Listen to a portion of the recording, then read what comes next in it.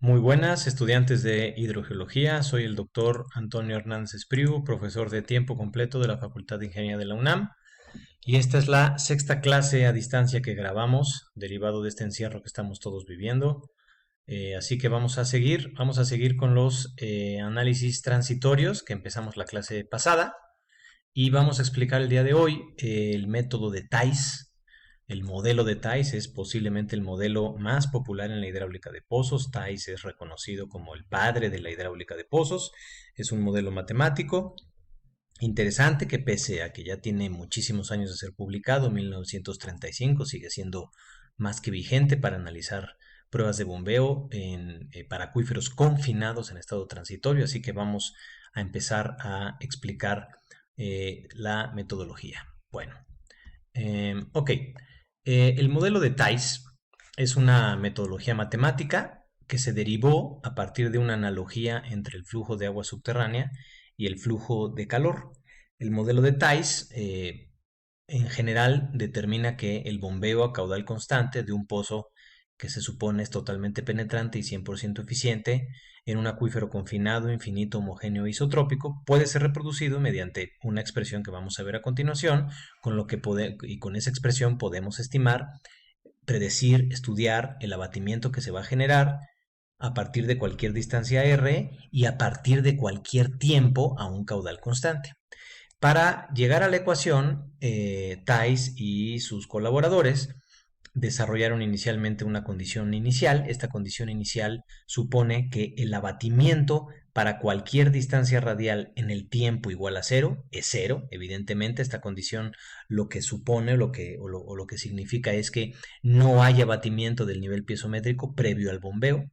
Y después colocaron dos condiciones de frontera. Estas dos condiciones de frontera son las siguientes. La primera condición de frontera es que, digamos, el abatimiento en distancias muy lejanas, muy grandes con respecto al radio de influencia es cero, lo que quiere decir básicamente es no existe abatimiento fuera del radio de influencia.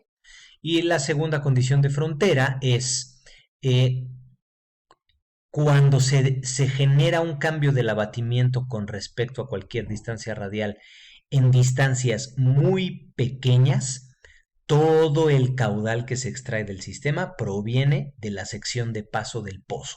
2πtr, como ya demostramos en la ecuación de TIM. Eso es lo que quiere decir, que todo el cambio que se derive del abatimiento radial, porque así es como se define el gradiente hidráulico en los modelos radiales, todo el cambio del abatimiento con respecto al radio para radios infinitesimalmente pequeños, toda esa extracción de agua subterránea proviene de la sección de paso del pozo, menos Q. El signo es una convención, nada más, para hacer notar que estamos sacando agua del sistema, que estamos extrayendo agua del sistema. Bueno, con esta condición inicial y estas condiciones de frontera, Thais y sus colaboradores resolvieron la ecuación diferencial parcial que conocemos como la ecuación general de flujo y llegaron a esta ecuación. Esta ecuación es el modelo de Thais y lo que dice básicamente es lo siguiente, fíjense bien, el abatimiento para cualquier distancia radial y cualquier tiempo en el modelo directo es igual al caudal de extracción constante entre 4 veces pi por la transmisividad por una integral indefinida que lleva el nombre de función de pozo de Thais, ¿de acuerdo? Esta integral indefinida se denomina en matemáticas integral exponencial y esta integral va desde una función auxiliar u hasta infinito por e a la menos u diferencial de u entre u, ¿de acuerdo? Es una integral indefinida que está en función, valga la redundancia, de una función auxiliar u, donde u es igual a este cociente, r cuadrada por el coeficiente de almacenamiento entre 4 veces transmisividad por el tiempo, ¿de acuerdo? Bueno, entonces, ¿en qué consiste la resolución del método de Thais? Lo que tenemos que hacer es resolver esta integral. Y una vez que hayamos resuelto esta integral, que a su vez está en función de u, y u está en función de los parámetros hidráulicos, el valor de esta integral la multiplicamos por este escalar, que es muy sencillo de resolver porque conocemos el caudal y conocemos la transmisividad en el modelo directo. y podemos predecir para cualquier tiempo que colocamos en la función u, ¿de acuerdo? Y cualquier distancia que también colocamos en la función u, el abatimiento, ¿de acuerdo? El problema es resolver esta integral indefinida, porque al ser indefinida no tiene una solución analítica exacta y es necesario resolverla mediante diferentes pues, técnicas numéricas. Entonces, les explico a continuación cuáles son las técnicas más comunes para resolver esta integral exponencial, que lleva el nombre, en nuestro caso, como W de U, función de pozo de Thys, y entonces pues esta ecuación es igual al caudal entre 4pi por t por W de U. ¿De acuerdo? Entonces el problema realmente para poder resolver Thys es resolver la ecuación, la integral exponencial o la función de pozo. Bueno, ¿cómo podemos resolver esta integral? Una de ellas es, digamos, aproximar la función W de U a una serie infinita de expansión que sale de las series de Taylor. Donde la función W de U es igual a menos 0.5722, menos 0.5722 es la constante de Euler, menos logaritmo natural de U más U, y aquí empieza la serie, menos U al cuadrado por 2 entre 2 factorial, más 1 al cubo entre 3 por 3 factorial, menos, se alternan los signos, etcétera, etcétera, U a la n sobre n por n factorial. Si conocemos otra vez los parámetros hidráulicos, calculamos U, porque R lo fijamos, o es la distancia del pozo de observación al pozo de bombeo.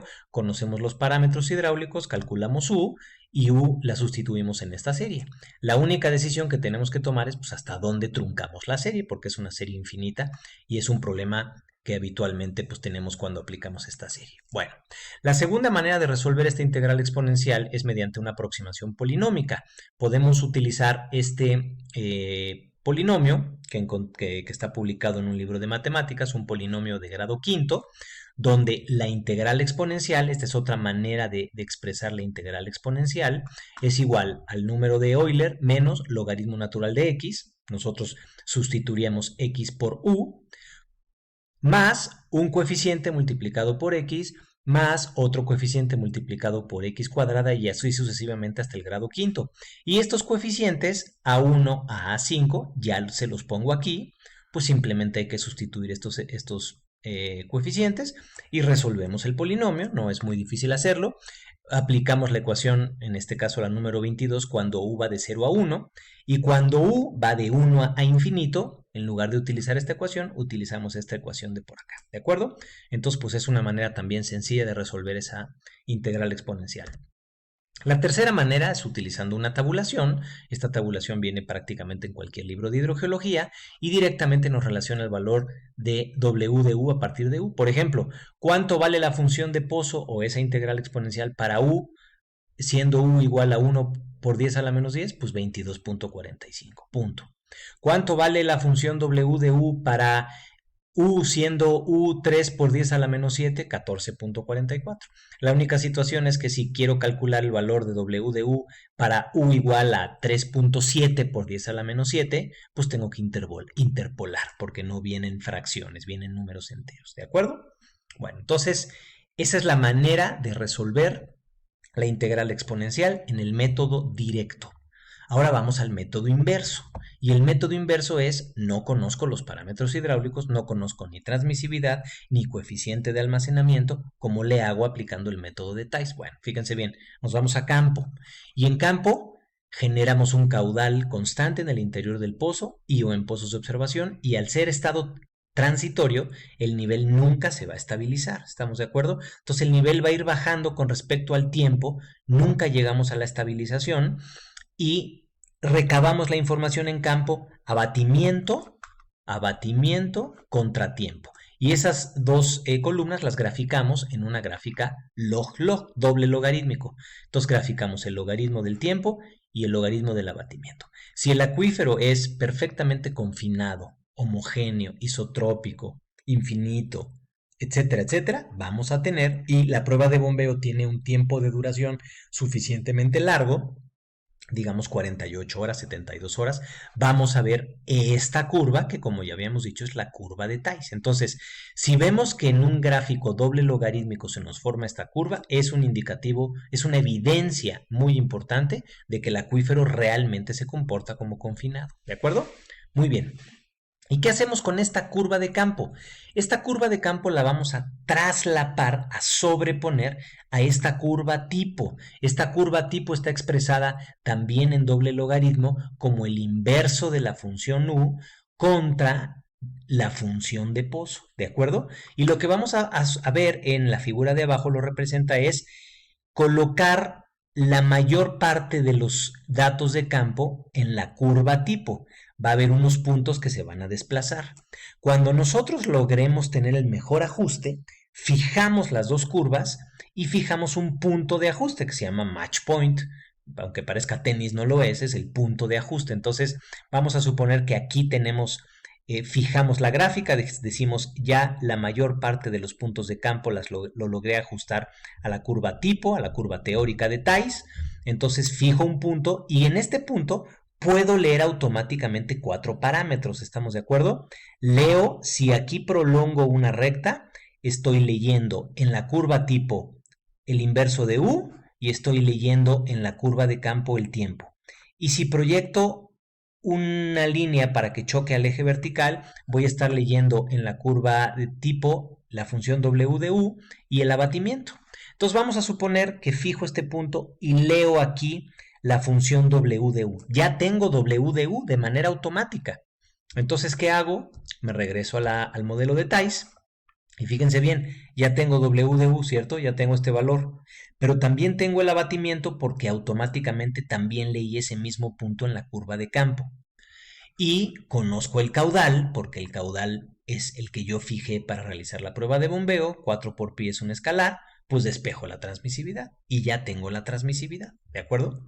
Ahora me regreso a la curva y automáticamente aquí al bajar vuelvo a leer en la curva tipo 1 sobre U, ¿de acuerdo?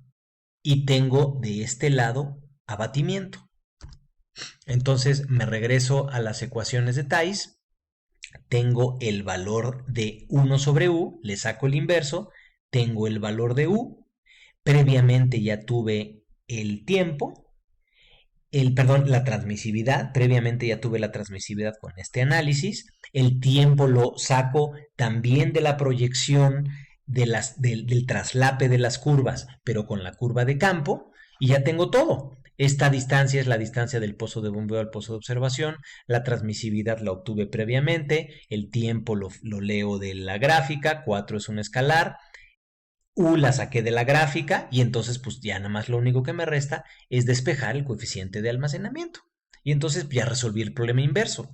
A partir del análisis de una prueba de bombeo, donde repito, si se me forma esta curva, veo que el comportamiento hidráulico del acuífero sí es confinado, sobrepongo esta curva tipo a la curva de Thais, leo los 4 parámetros automáticamente y de manera inversa estimo la transmisividad del acuífero y el coeficiente de almacenamiento del acuífero. ¿De acuerdo? Y de esa manera resolvemos o interpretamos la prueba de bombeo utilizando el método de Thais.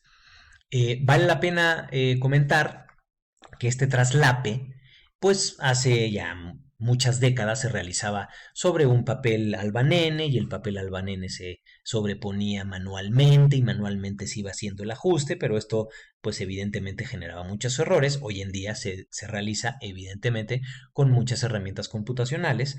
Entonces vamos a ver esos ejercicios en clases posteriores. ¿De acuerdo? Bueno, un minuto más de comentarios antes de terminar.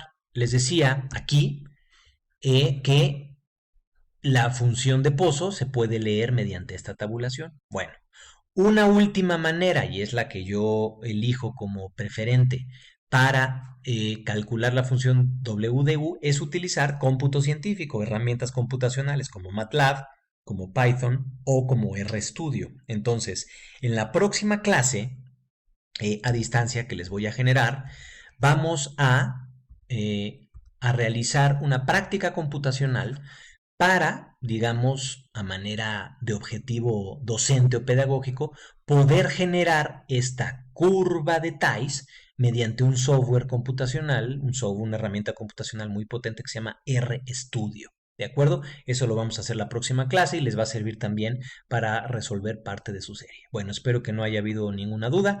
Por favor, denle likes a los videos para que certifique que están siguiéndolos. Muchísimas gracias y un abrazo. Cuídense mucho.